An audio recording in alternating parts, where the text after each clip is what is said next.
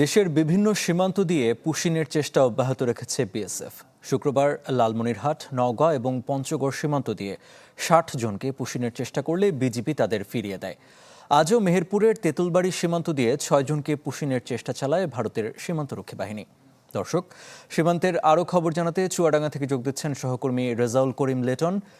লিটন, আমরা সকালেও যুক্ত হয়েছিলাম। এই মুহূর্তে সীমান্তের কি পরিস্থিতি, বিজিবি সদস্যরা কি বলছে?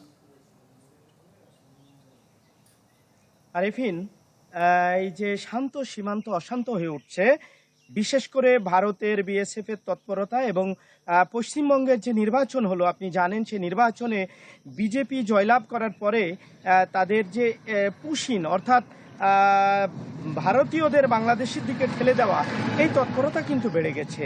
এবং আপনি আজকে এই একটু আগে বলছিলেন যে আজকে চুয়াডাঙ্গার পাশের জেলা মেহেরপুরে, সেখানে তেঁতুলবাড়িয়া সীমান্তে ৬ জনকে তারা পুশিন করেছে। সর্বশেষ খবর বিজিবি আমাকে জানিয়েছেন যে সেখানে ৬ জনকে তারা সীমান্তে বসিয়ে রাখছেন, বাংলাদেশের দিকে তাদেরকে ঢুকতে দেওয়া হবে না।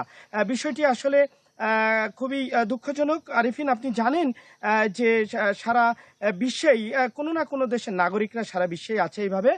তো যদি বাংলাদেশের নাগরিক হয়, বিজিবি বলছে যে তারা যদি বাংলাদেশের নাগরিক হয়, তাহলে কেন্দ্রীয় সরকার বাংলাদেশ সরকারের মাধ্যমে তাদের পরিচয় নিশ্চিতের জন্য তারা যোগাযোগ করতে পারে। পরে যদি তারা সত্যি বাংলাদেশের নাগরিক হন, তাহলে তাদেরকে আন্তর্জাতিক আইন মেনে তাদেরকে হস্তান্তর করতে হবে। তা না করে রাতের অন্ধকারেই বিএসএফ এই যে কাঁটাতারের বেড়া খুলে একেবারে এই জঙ্গলের মধ্য দিয়ে এই পরিবারগুলোকে ঠেলে দেওয়া হচ্ছে। তাদের অধিকাংশই ভারতীয় নাগরিক, ভারতে জন্মগ্রহণ করেছে, আধার কার্ড আছে, বিশেষ করে তারা সবাই মুসলিম পরিবারের।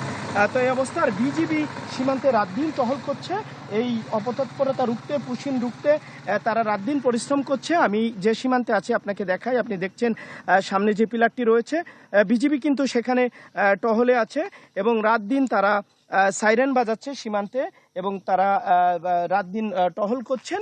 তাদের অপারেশনাল যে কার্যক্রম, গোয়েন্দা নজরদারি, সবকিছুই বাড়ানো হয়েছে। বিজিবি বলছে যে দেশের স্বাধীনতা সার্বভৌমত্ব রক্ষার্থে যে কোনো মূল্যেই পুশিন তৎপরতা প্রতিহত করা হবে। আরিফিন। লিটন, আপনাকে ধন্যবাদ। কি বুঝলেন ভাই? অনলি যেটাই চাই।